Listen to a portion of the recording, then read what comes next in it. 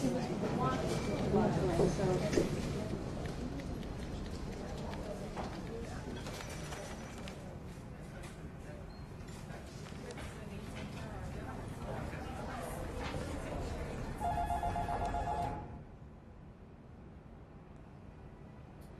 they're in the elevator.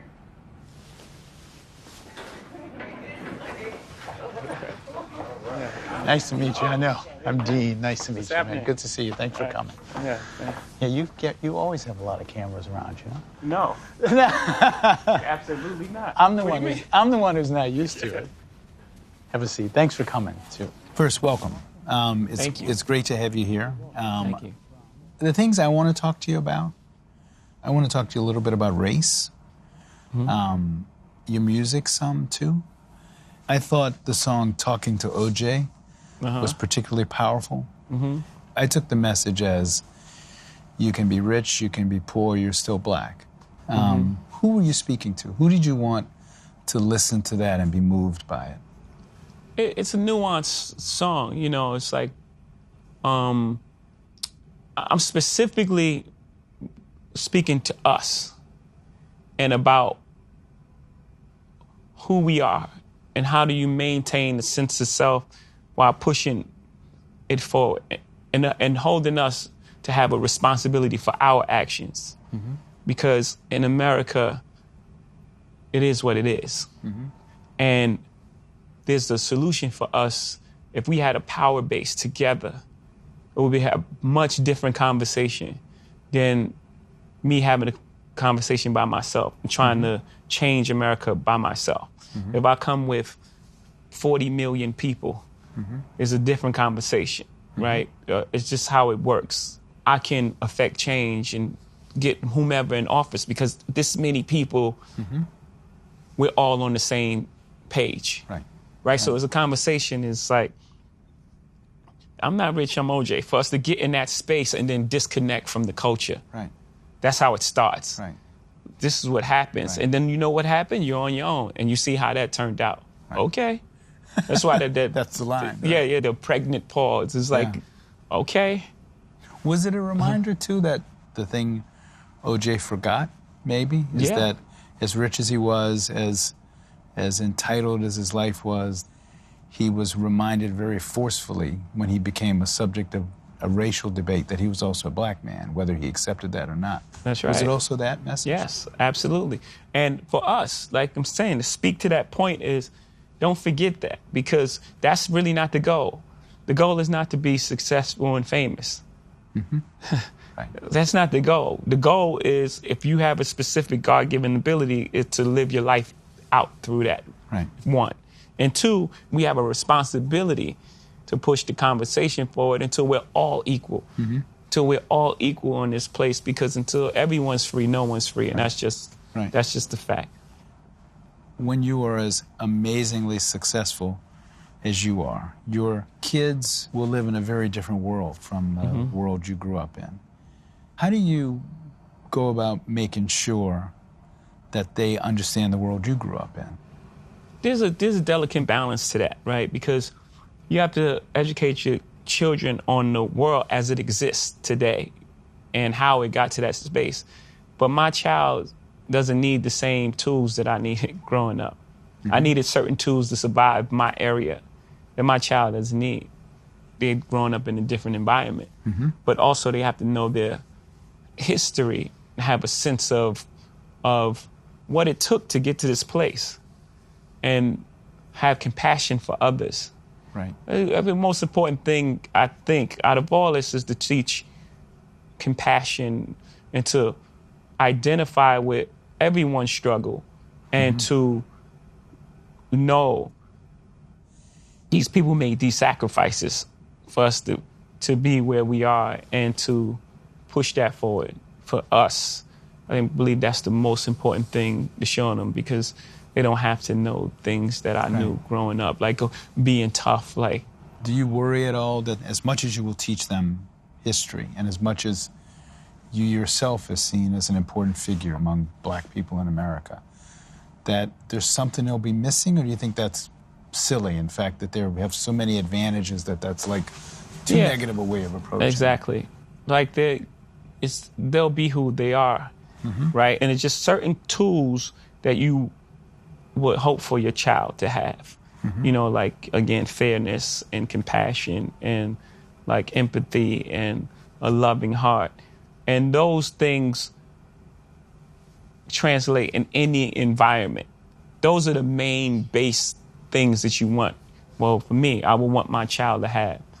You know, to treat people as they are, no matter who they are, no matter where they sit in the world. Not to like be super nice to someone at a high position or mean to someone who they deem to be below them. I can't buy you love. I can't show it to you.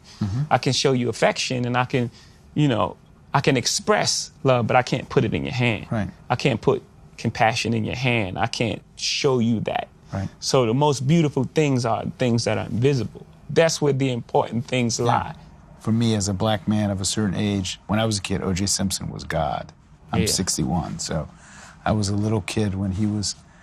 Do you expect black people and white people and young people and old people to hear different things in your music? I'm sure I heard some things in that song that you may not even have thought of, because I'm a different generation. What do you want a young white kid to hear in that song that maybe a young black kid would not hear? That's a great question. I think when you make music, you want people to hear it and hear different things, and then you want it to start a dialogue, because that's how we get to understanding. Excuse me. Oh, you felt that way about it. This is actually what I meant, because this happened and these things happened that led to me saying this specific thing. How did you react when that one line in that song where you referred to Jews and wealth? Some people got upset. Yeah. How did you feel about that? I felt it was really hypocritical. Only because, I mean, it's obvious the song is like, you want to be rich, do what people who got rich done. Of course, it's a general statement, right? It's obviously a general statement. Like the video attached to it was a general statement. And if you didn't have a problem with the general statement I made about black people and people eating watermelon and things like that, if that was fine, and that line about wealth bothered you, then that's very hypocritical. And, you know, that's something within yourself. Because basically I was saying, you know, Michael Jordan, LeBron James is a great basketball player. He trains in the off season. If you want to be great, train in the off season like him. That's basically the statement. You can't miss the context of the song. You have to be like 5 years old or something. Some people think that the election of Donald Trump has revived the debate of race in America. Some people think that, in fact, there's always been racism in America, that it hasn't changed, and that the debate isn't any different, it's just people are paying attention to it. Yeah, there was a great Kanye West line in one of the songs. He said, racism's still alive, they just be concealing it. Take a step back. I think when Donald Sterling got kicked out of the NBA, I thought it was a misstep. Because when you kick someone out, of course he's done wrong, right? But you also send everyone else back in hiding. People talk like that. They talk like that. Let's deal with that. Yeah, and I wouldn't just like leave him alone. I don't have that solution. There should have been some sort of penalties. He could have lost some draft picks. But getting rid of him just made everyone else go back into hiding. And then now we can't have the dialogue. The great thing about Donald Trump being president is now we're forced to have the dialogue. And now we're having the conversation on a large scale. He's like provided the platform for us to have the conversation. And you think that's better? That we should be having the conversation? Absolutely. That's why this is happening. Do you think the debate over race in America is happening in a healthy way? Well, an ideal way is to have a president that says, I'm open to the dialogue and fixing this. That's ideal, but it's still happening in a good way, because you can't have a solution until you start dealing with the problem. What you reveal, you heal. Right? If I have like a tumor and I ignore it, doesn't mean it goes away. I have to diagnose it first, no matter how it happens. If I get hit with a football and like, oh, I feel something there, and then I go to the doctor, it still happened. You know what I'm saying? So however it happens, and we just get hit with a lot of football. Right. To use an analogy that goes next to the NFL. Yeah. If you were owner, you would sign Colin Kaepernick, right? Yeah, I dedicated the story of OJ to him at Meadows' concert. Have you met him? No, we just had dialogue over the phone. We supposed to get together. Do you have any doubt that if this not had happened, he would be signed by a team? Yeah, of course. Do you think basketball is more politically active than football players? Yeah. And why? Why is that? I think, first of all, it's smaller numbers. There's 12 people on the team. In football, you have 53 people. So it's harder to get 53 people thinking the same thing. It's easier to have a conversation and get 12 people on the same page, for one. Two, they have a great commissioner who's really open and you know, supports them. And you feel that. You feel that, you know, when you have someone behind you that really believe in what's right, it motivates you to do the right thing. I think those two factors show why they're much further along. Yeah. Are there incidents even at this stage in your life? So you're famous, you're rich, you own stuff, where you run into racism that's evident to you, that's easy to recognize at this stage of your life? Yeah. Yes. Yeah. But it mostly comes when you try to challenge the status quo. If I'm being quiet and entertaining, everyone's cool. Ah, man, it's great. You don't feel racism. But when you try to challenge the club, it's like, oh, no, we should have a seat at this, to use the Solange album title. We should have a seat at this table. And then it gets into a space where it's like, wait, you guys are mad at me about the same thing you guys are doing. And it's just, it gets into a weird space. Are you in meetings now in your business life where you're the only black man in the room? Well, when I was doing the Nets, I was definitely the only black guy in the room. And what was that like? Describe that. It's strange, but at the same time, I think that in that room, my celebrity allowed me a voice that probably would have been awkward for someone in my position, being the only black person in the room, to break through. This album sounds to me like a therapy session. It's in a sense. Have you been in therapy? Yeah. First off, how does Jay-Z find a therapist? Not in the phone book, right? No, great friends of mine. You know, friends of mine who've been through a lot and, you know, come out on the other side as like whole individuals. What was that like being in therapy? What did you talk about that you had never acknowledged to yourself or talked? I grew so much from the experience. But I think the most important thing I got is that everything is connected. Every emotion is connected and it comes from somewhere. And just being aware of it. Being aware of it in everyday life puts you at such an advantage. You know, you realize that, you know, if someone's racist toward you, it's not even about you. It ain't about you. It's about their upbringing and what happened to them and how they led them to this point. You know, most bullies bully. It's happened.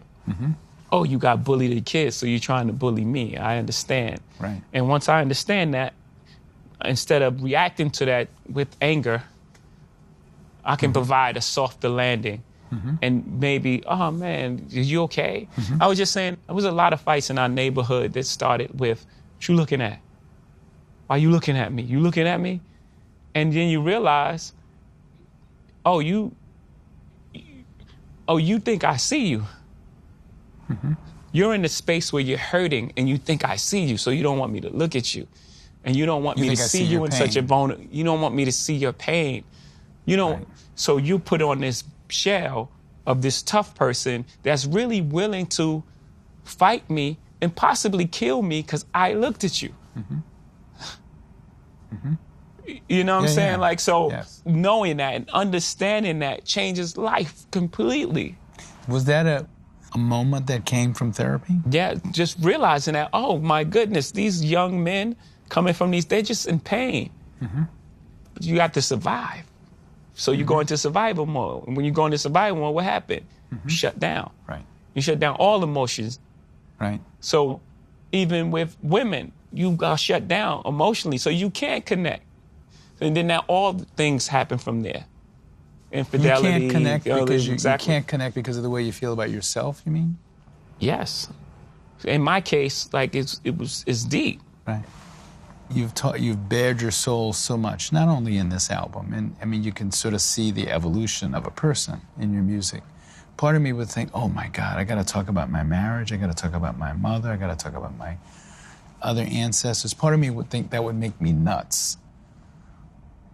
Does it make you nuts, or do you feel like the heart of your art and storytelling is to tell the story of your life? That's who I am.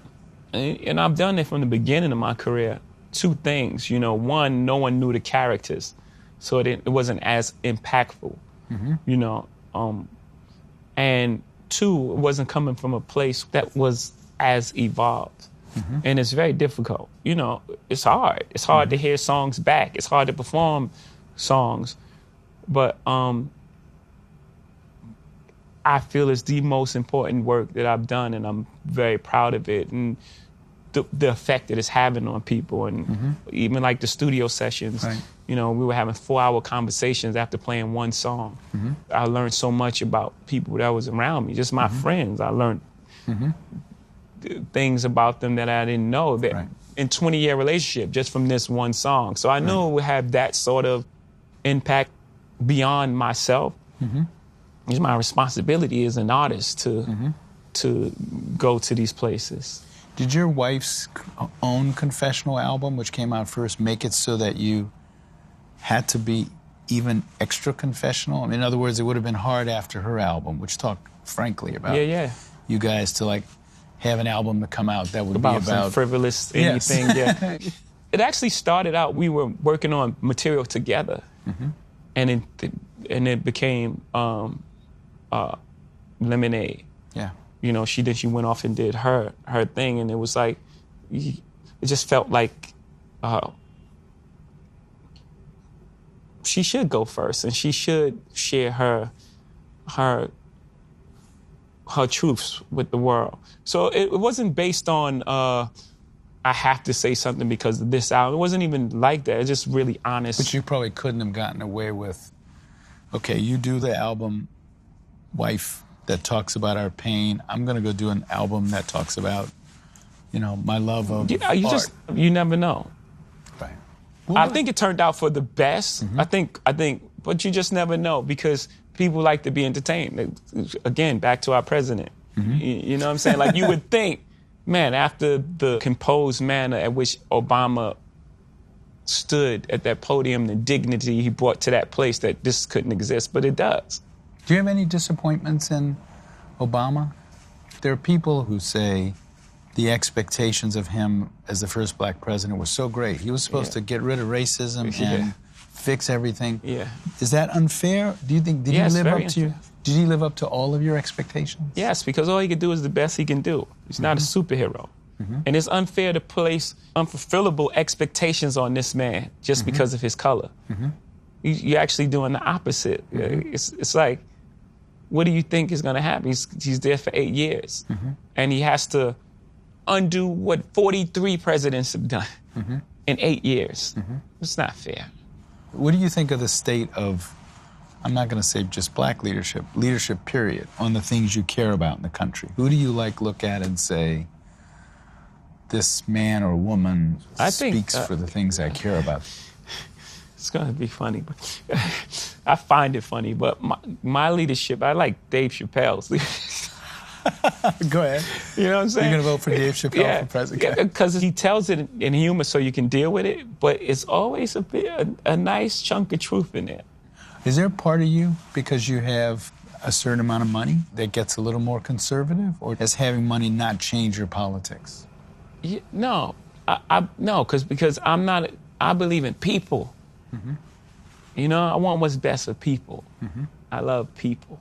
You know, so I don't have that sort of thing like I want to vote Republican just to save more money. That's not the end game. It's not about who got more money and who got more houses. Yes, you know, you've earned it. Buy what you want. You know, but don't forget what's important. Without people, and being rich would be very boring. No one to share with, no one to have. You know what I mean? Like you just be a rich person, one person on the planet. Just well, then what do you do? When I heard this latest album, and then I thought about the earlier albums, one theme is sort of reaching the promised land. You know, you've acquired influence, and not just money, but your life is good. And then when you listen to the newest album, you're thinking, he must have been in a lot of pain when life was good. Absolutely. Is that true? Yeah, I did listen to a song called Song Cry.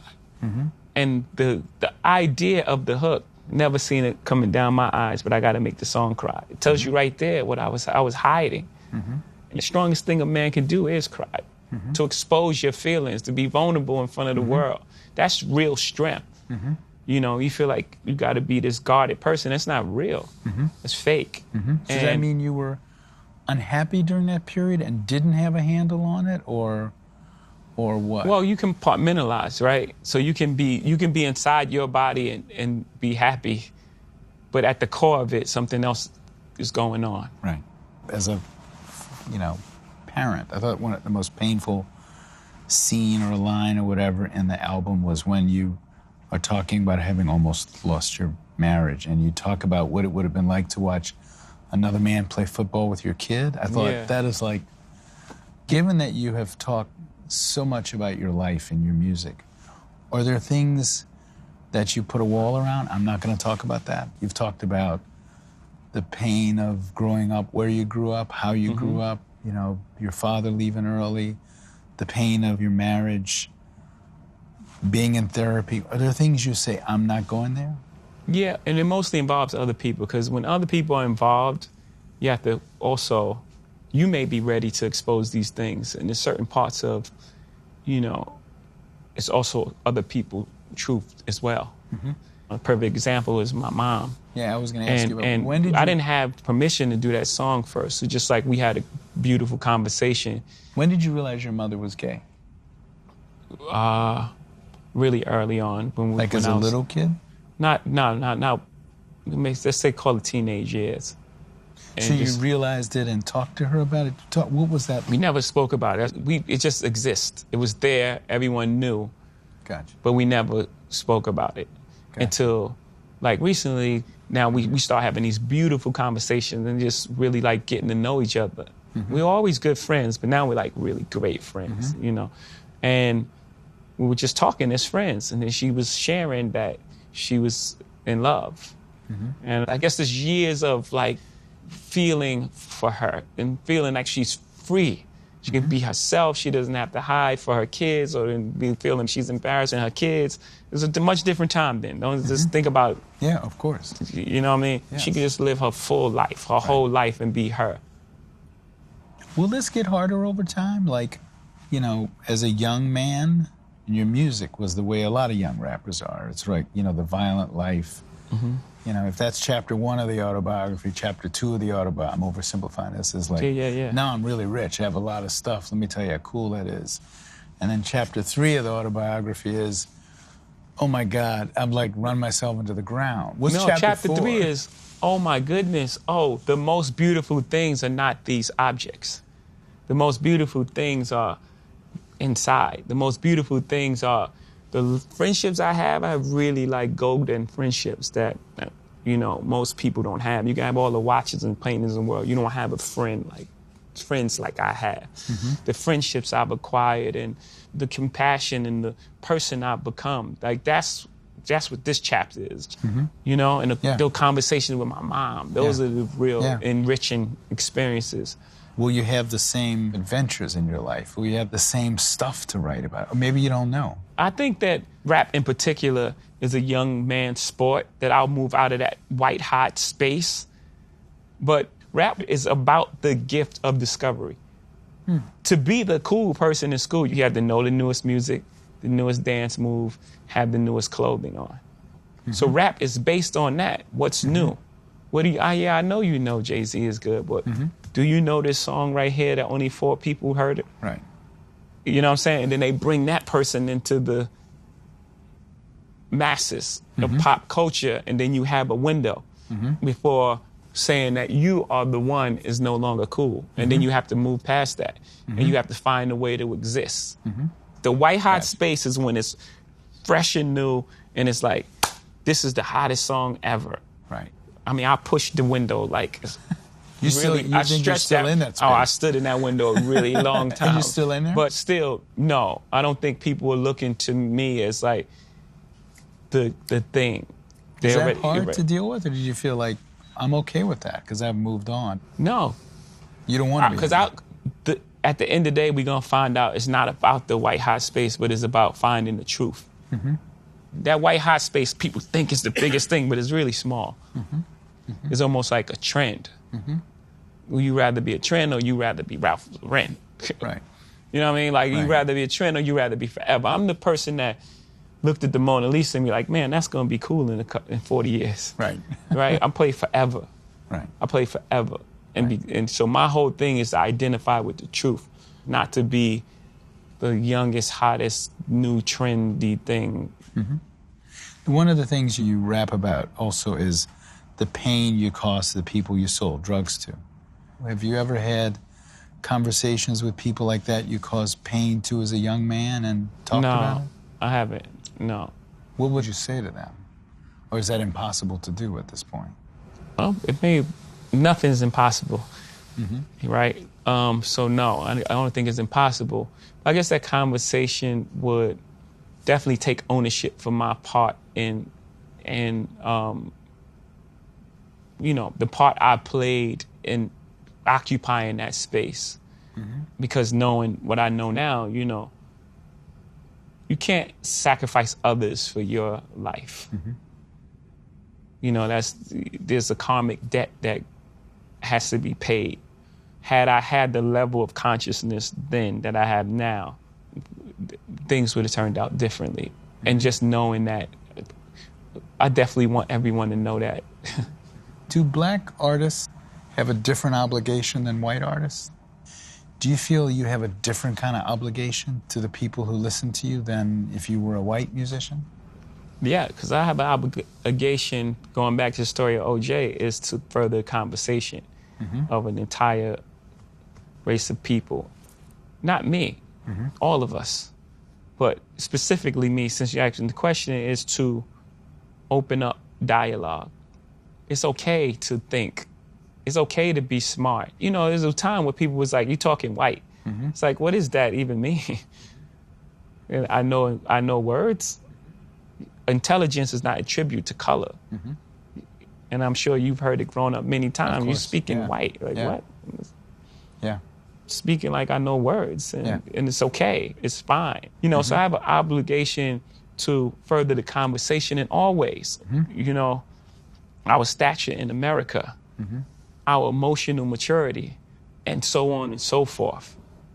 It's humbling at the same time. It's like, it's what you've been charged with in life. Right. And I believe since the beginning of time, the poets have been charged with that. Like, it was the poets that's explaining the emotions and making these songs that people are like, oh, that's what I feel. Right.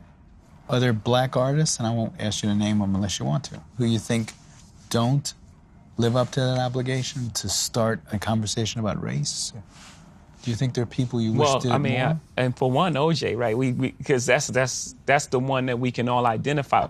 But yes, there are those who don't uphold their mantle, and we know how that story plays out. Would you, if you could talk to O.J. Simpson, what would you say to him if you could talk to him? I don't know. I would probably say, man, I'm sorry that so much happened to you, man. People act out in this way based on their life experiences. And I'm sure he's been through a lot of trauma in his life. Mm-hmm. And,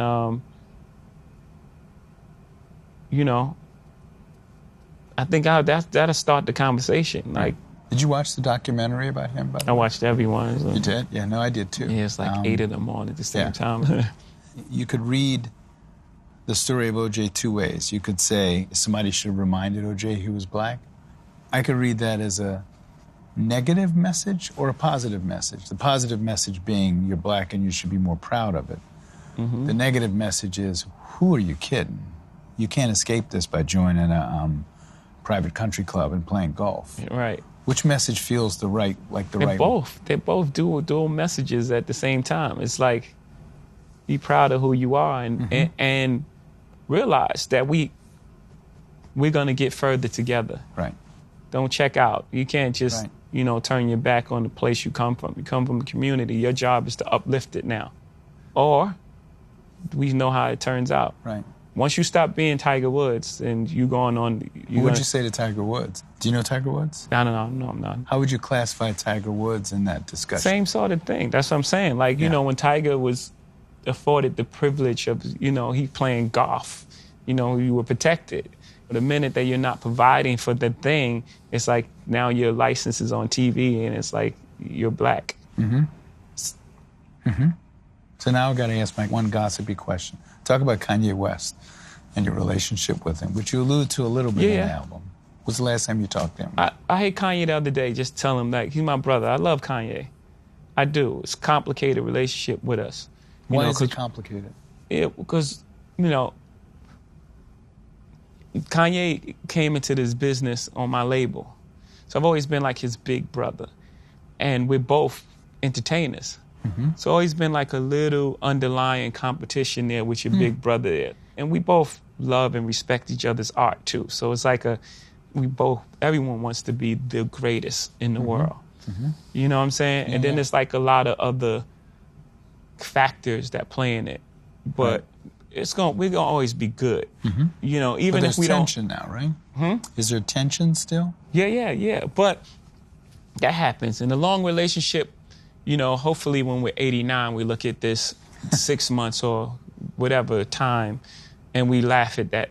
You know what I'm saying? There's going to be complications in the relationship that we have to get through. And the only way to get through that is we sit down and have a dialogue and say, these are the things that I'm uncomfortable with. These are the things that are unacceptable to me. This is what I feel. I'm sure he feels that I've done things to him as well. You know what I'm saying? I'm not a perfect human being by no stretch, you know. Is he as evolved as you? You sound like a... He's highly evolved. No, I think he started out in a more compassionate position than me. You know what I'm saying? I don't know if he's had the level of... I mean, I had to survive by my instincts. I'm here because I grew up a different way. And I got out of that. Right. My first album came out when I was 26, so I was already a different artist. Right. You know, a lot of people, album come out, they're 17, 18. So their subject matter is that of a 17 or 18-year-old. Unless you're Nas and you like well-read and like I think his mom was a teacher or something. Like he was way more advanced for the album that he wrote. So I just grew up a different way. But she's a very compassionate person. And a lot of times you get in trouble trying to help others, you know. So I can identify with it. It's just that there's certain things that happen that it's not really acceptable to me. And we just need to speak about it. And it's just like, however the relationship evolves, but there's genuine love there. I'm trying to picture the scene when you and your wife both talked about making these very confessional, open albums.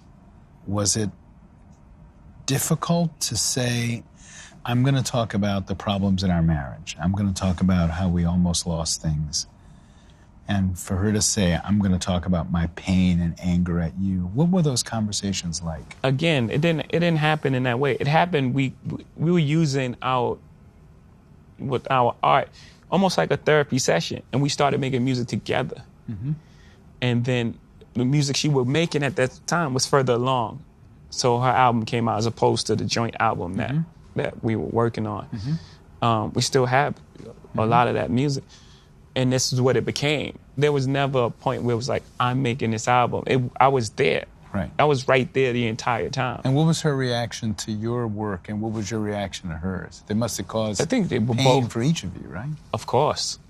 And both very, very uncomfortable, but sitting in that, the best place in the, a hurricane is like in the middle of it. Yeah.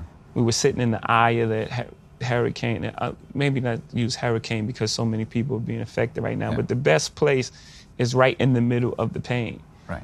And that's where we were sitting, and it was uncomfortable. And we had a lot of conversations, and really proud of the music she made, and she was really proud of the art I released. And, at the end of the day, we really have a healthy respect for one another's craft. I think she's amazing.